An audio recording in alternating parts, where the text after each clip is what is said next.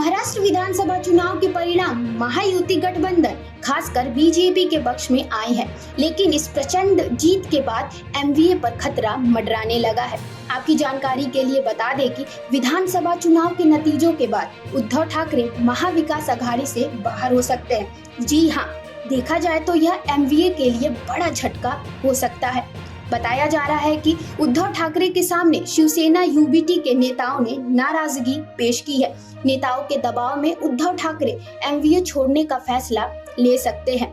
महाराष्ट्र चुनाव में हारे हुए यूबीटी नेताओं ने उद्धव ठाकरे से कहा कि अब इस गठबंधन से बाहर निकल जाए, क्योंकि अघाड़ी में रहने का उन्हें कोई फायदा नहीं हुआ है। हारे हुए प्रत्याशियों ने आवाज उठाई है कि अब आगामी चुनाव उन्हें स्वतंत्र रूप से लड़ना चाहिए। दरअसल उद्धव ठाकरे ने हारे हुए उम्मीदवारों की बैठक बुलाई, जिसमें ईवीएम की गड़बड़ी को प्रमुख मुद्दा रखा गया।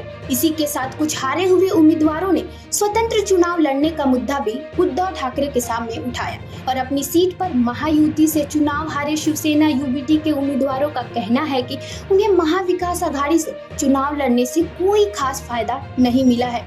गौरतलब है कि मुंबई महानगर निगम के चुनाव होने वाले हैं और पिछले 24 सालों से उद्धव ठाकरे की मुंबई पर सत्ता रही है और इसे देखते हुए यूबीटी नेता बीएमसी चुनाव अपने बल पर लड़ने के लिए उद्धव ठाकरे पर दबाव बना रहे हैं। ऐसे में अब यह सवाल उठता है कि क्या उद्धव ठाकरे बीएमसी चुनाव स्वतंत्र लड़ेंगे? उद्धव सेना के महाराष्ट्र विधानसभा चुनाव 2024 में 97 सीटों पर चुनाव लड़ा था, जिसमें से केवल 20 सीटों पर ही कब्जा कर सके। इसके अलावा कांग्रेस को 16 और शरद पवार की एनसीपी को केवल 10 सीटें हासिल हुई। यानी महाराष्ट्र की 288 में से एमवीए 46 सीटों पर ही सिमट गई। उद्धव सेना ने महाराष्ट्र विधानसभा चुनाव 2024 में 97 सीटों पर चुनाव लड़ा था, जिसमें से केवल 20 सीटों पर ही कब्जा कर सकी।